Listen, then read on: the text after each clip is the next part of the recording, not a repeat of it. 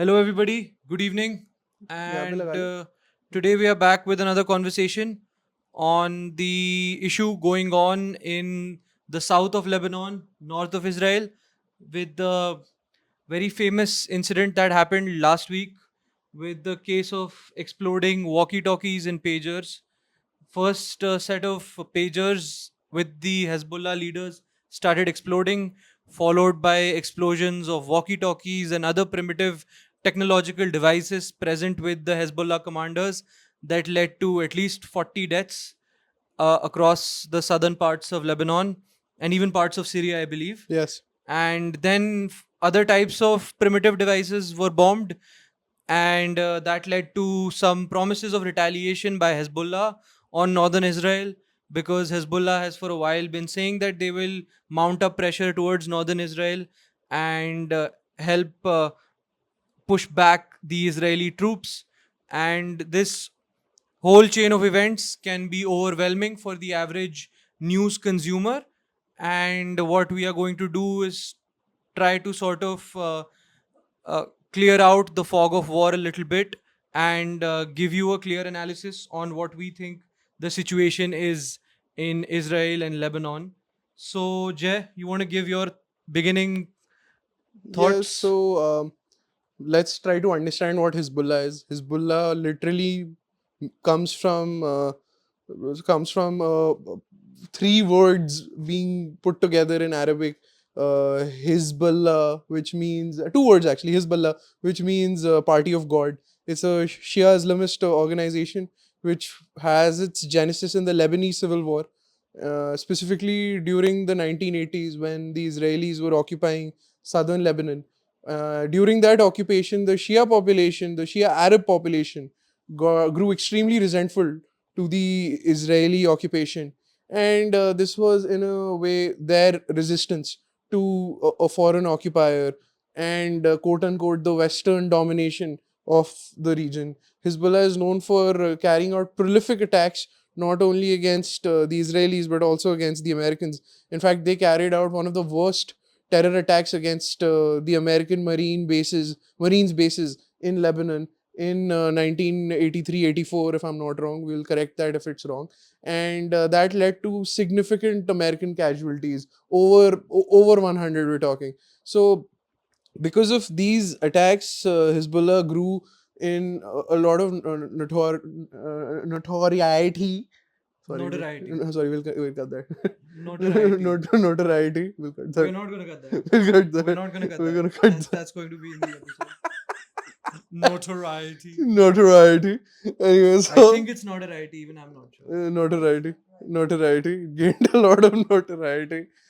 And yeah, and after that, the Hezbollah started its political campaign, started getting a lot of recognition in the Lebanese political establishment. And then they also understood their limitations in the political environment of Lebanon, because it was not just Shia Muslims in Lebanon, there were also Sunni Muslims in Lebanon and a significant Christian Manorite population, which was Catholic and was pro Western. It is said that one of the causes of the Lebanese civil war was the influx of Palestinian refugees inside Lebanon after the Al Nakba, which in Arabic means the catastrophe, which the Palestinians suffered at the hands of Israeli expansionism, which totally destabilized the the demographic makeup of Lebanon, which suddenly made a Christian majority Lebanon lose its Christian majority and suddenly become a minority in their own country. And it made them extremely insecure. And like what happens in a lot of demographic related conflicts, the Christians took up weapons, and they were actually coincidentally starting the religious fundamentalist movements, the Arab Christians of Lebanon. And in fact, the Muslims were actually more pro left leaning parties in the beginning of the Lebanese civil war. So most of the Christian groups were actually far right in nature and viewed Europe as, like, their go-to inspiration, whereas the Muslims were actually with the Marxist and the left-leaning forces, because organizations like PLO, PFLP, all these Palestinian organizations were left-leaning and secular, in nature. So, I think, sorry to cut you yeah, off. Don't forget your thought. Pick yeah, right up yeah. where I cut you off. But I think I just want to add that Lebanon also now has a very complex administrative structure because of the presence of Shia Muslims, Christian Syrian Mennonites, Christians, yeah, Syrian Christians as well, Manorite Greek Christians. Christians as well. So A lot of different types of there are Christian groups. different types of Christian groups. Yeah. There are obviously large Shiite Mm-hmm, groups, mm-hmm. and they all have a power sharing agreement that Yeah.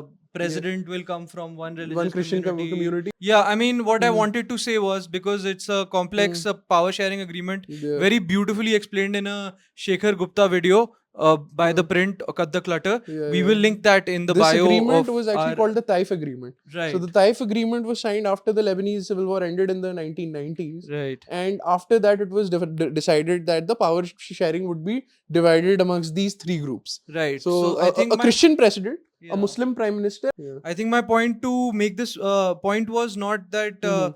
I would be able to recall the exact power sharing, Yeah, yeah, yeah. but the importance was to highlight the complexity of the ethnicities in Lebanon, because there are so many complex religious groups, different types of Christians, Shias, and Yeah, yeah, Sunnis.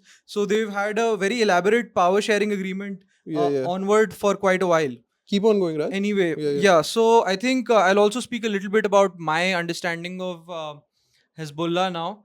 Hezbollah is a Shiite organization. As a result, it's very strongly Iranian backed.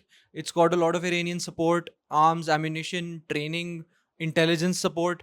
And as a result, when the Israeli military strikes areas, maybe in Damascus, maybe in other parts of the Middle East, and its targets are generals of the IRGC, the primary accusation on them is that maybe they are funding activities of the Hezbollah. So they are sort of like preempting some kind of intelligence support to the Hezbollah. They're trying to cut it off.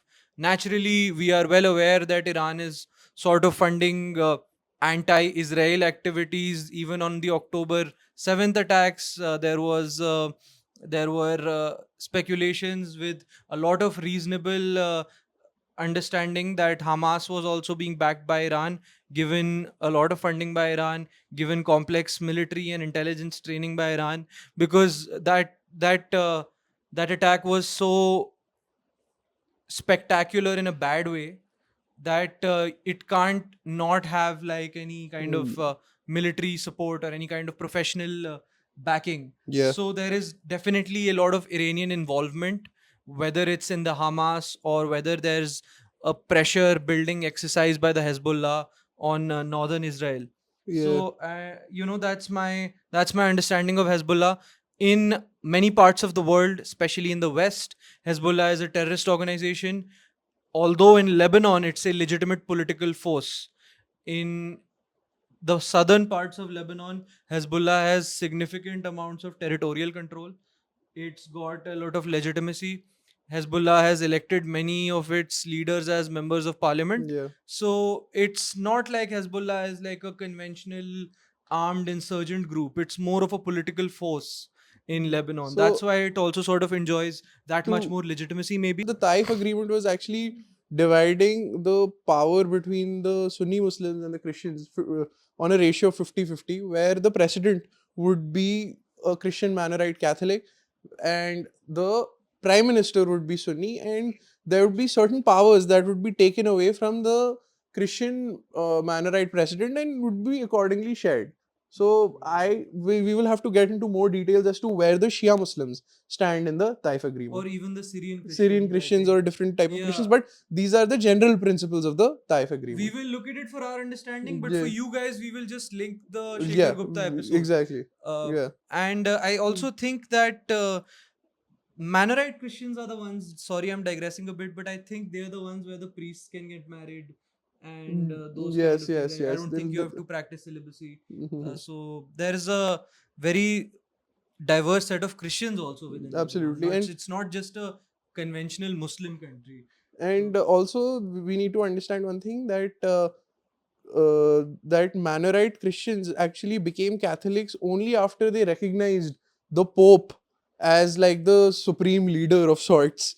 because that was one of the basic understandings of a lot of disparate Christian groups all across the world, specifically after the 16th century and the expansion of various Catholic colonial empires, where Europeans, specifically during their major ecclesiastical wars between the Orthodox Christians, the Catholics, and the Protestants, there was always this sense of understanding as to which type of Christian recognizes the supremacy and the authority of Pope, and which Christian doesn't. Even though these Christians had very very unique cultures, and very very unique practices, totally different from the standard Catholic practice that we would probably see in the Vatican. But they are considered Catholic just because they recognize the supremacy and the authority of the Pope. Another example of this type of Christian group is probably the Syro Malabar Christian group in Kerala, south of India, where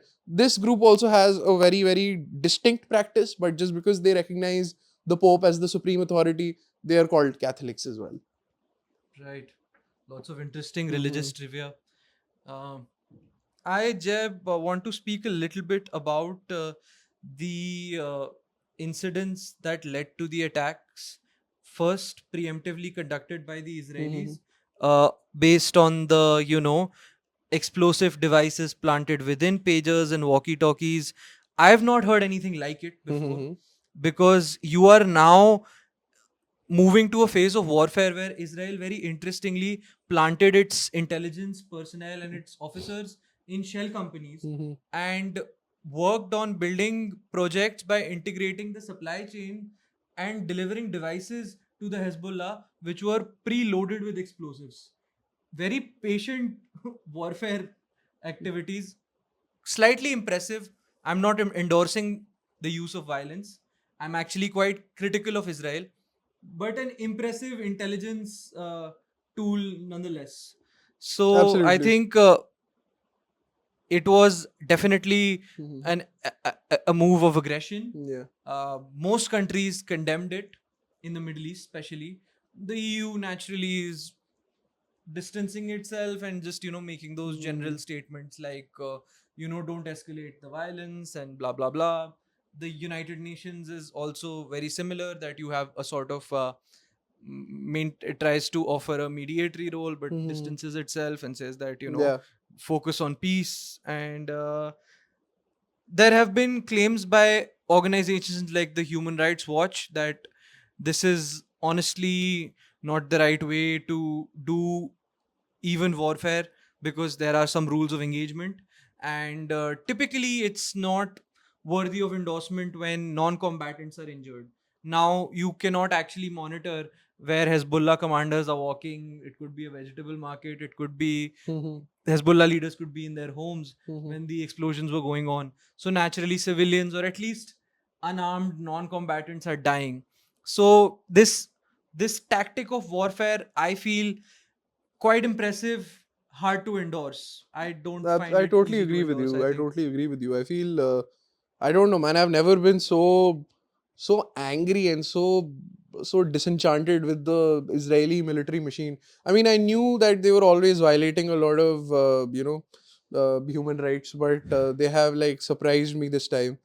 Specifically, the extent to which they have bombed Gaza, and I honestly feel that there is nothing that you cannot solve without a political understanding. Given that, we cannot take away the fact that Hezbollah has been threatening the Israeli establishment for the longest time. In fact, the last major blow up that happened between Hezbollah and the Israeli state was in 2006, when Hezbollah kidnapped two of Israeli IDF soldiers and took them across the border, and that caused a lot of controversy and led to a good small war, which caused hundreds of deaths. And again, there was a lot of instigation on part of Hezbollah, where so there needs to be some levels of understanding from the leaders of that world as well, that you're looking for political liberation and your voice to be heard across the world, but once the violence from your side is met with such disproportionate response, then there has to be some time that you also take some type of cognizance of your actions, because right now you clearly cannot match the the Israeli war behemoth, which will never stop receiving funding and support from the United States of America. So why not just lay low and not instigate them, and probably sit on a negotiation table and try to look at each other's perspective, which obviously is simplifying things too much. But I really don't see any other way out of this, Yeah. because eventually they're gonna launch a few rockets which will probably just explode in thin air. They're not even gonna land in any of the targets, and then Israel will launch massive airstrikes against so quote unquote terror hideouts, which will lead to a lot of civilian deaths. Yeah, As I we are think about recording this, 500 people yeah, are as we're dead. recording this episode, 558 people are dead. Now, I just feel that Lebanon is a country which hasn't recovered from its civil war at all. And coming back to the Taif agreement, the president has to be Christian, the prime minister has to be Sunni, and the speaker has to be a Shia Muslim. And accordingly, what it did was that it made uh, made the Christians less powerful. And in that political upheaval, the Israelis started supporting and funding these Christian groups because they started seeing these Christian groups as pro-Western. But eventually, these Christian groups started having their own political agendas, which really backfired the Israeli establishment. I mean, these Christian groups also conducted mass human rights violations. The best example of it is the Sabra Shatila massacre that happened, which can be said as like the first the trigger to the Lebanese civil war. I'm sorry, I'm digressing a little bit, but what has happened again is that the biggest sufferers are again the people who claim to be the liberators and the proper political masters of the masses, and it leads nowhere. It leads nowhere, and there has to be some cognizance that has to be taken, because I can understand that once the Israelis were in occupation of southern Lebanon, that was a different time. Then attacking the Israeli establishment made sense because they were occupying your homes. But right now, when they are in their own territory fighting their own war, why do you want to open another front with the Israelis and just harm your people? So you as a political establishment, Hezbollah, are failing. The entire Middle East's political establishment is failing. Yeah, I think speaking of the Middle East establishment failing, I want to make a very strong statement. I think the rules based international order is Is failing. failing. Yeah? I am so frustrated at these quote unquote foreign policy experts because ever since the October 7th incident last year with the Hamas parachuting into south of Israel, I think, Mhm. and leading to that very unfortunate massacre in Yeah. Israel, all foreign policy experts have been going around saying things like, and I can almost quote them word to word at this Mhm. point, we're trying to avoid a wider regional conflict. And how much more wider regional conflict can it get than this? Now It you is have already a another wider front region. that has opened up. Yeah. It has impacted the global supply chains and global trade already. Another front has opened up where Israel is now launching strikes in Lebanon. 500 plus people are dead. We have not been able to establish basic human rights support for the people of Gaza. No matter where you stand on the Israel Palestine issue, Mhm. nobody can deny the grave extent of human rights violations in that area. And the international quote unquote rules based order has just sat and watched. The United Nations has just sat and watched. And I mean, I get that. Then I think a lot of these foreign policy experts should now sort of stop preaching, because No, our absolutely. modern establishments and our United Nations and our security councils are not working anymore. They're not. You need maybe more representation from the quote unquote global south. If there was so much warfare happening in other parts of the world, the Western media would have classified it as World War III. It's only because Israel and Lebanon are at war, Israel and Mhm. Hamas are at war in the Middle East. Brown people are. Yeah, Sudan is at at war. You know, Myanmar is in the Myanmar state of civil war. is at war. Parts of South America are facing tensions. So these are not quote unquote developed countries. So you're not classifying it as a as an international And crisis. Slavs are at a war, and you never really considered Yeah, Slavs and as I mean, as equal rights. how can we forget Russia and Ukraine, Uh, obviously? But yeah. now we are at a situation where all of our international think tanks, we have so many of them, so many foreign policy experts, we have so many of them, so many international human rights organizations, we have so many of them. There are multiple wars going on. Where is the advocacy and its impact on policy decisions? Because we are not even being able to stop one strike that is eliminating 500 plus people overnight. Where Absolutely. is the rules based international order? I really want to bring your attention to another thing. The international media was very, very vociferous in its criticism about Narendra Modi and like the BJP government's policy against minorities, specifically the Muslims, and in certain cases, rightfully so. I'm not trying to take that away, but what is happening in the Middle East right now and what is happening at the hands of Israel, specifically against Muslims, is something that is not being discussed at all. And what happens in India is not even coming close to what Israel has already done in the Middle East. So I just don't get this hypocrisy of the West driven media, these think tanks which always try to compare Modi to Slobodan Milosevic. What are you doing here, man? Like, you're so mum that it's absolutely deafening. Aren't Palestinians not humans? The US NSA Yeah. has come Yeah. in great support of the Israeli action. Yeah, How of course. surprising. Yeah. But I do think very sincerely, though, that if the United States is Mhm. able to elect a Republican administration Mhm. and Trump is back in the office, Mhm. I have a feeling that that is my only hope for some amount of peace being reestablished. I've Mhm. said it on this very endeavor, our podcast of ours, Mhm. that I think that if hypothetically this US election Trump wins, for him it will be a priority to establish peace. Absolutely. Because he will kind of bulldoze this whole war effort. He, Uh, to an extent, he doesn't listen to hundreds of foreign policy advisors and these entrants from think tanks who join the US Defense and Security Administration. And I feel like that's a good thing. Because just from his a priority is deal making, and you business. need you need a man of action more than a man of academic rigor in today's day. To give you perspective, the American state, the NATO, all of you guys bombed Serbia because of their actions in Srebrenica in 1990s.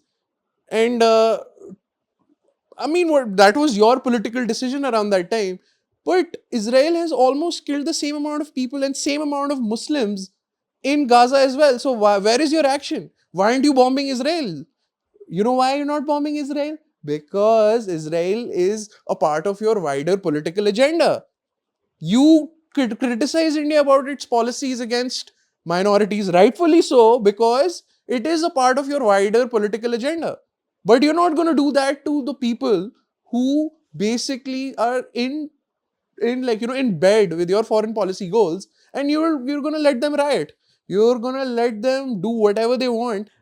I genuinely, like, 2 episodes ago, I think we spoke about the US presidential election. I try to do less of international politics. My Hmm. preference is to talk about India. Hmm. But I do think that the Democrats in the US are going to have a hard time face saving their championing of quote unquote human rights after you back Israel in the 21st century. In 2024, continuous supplying of armaments and weapons and US tech just so that hundreds and thousands of people can be bombed. I don't find it very human rights conservative of you.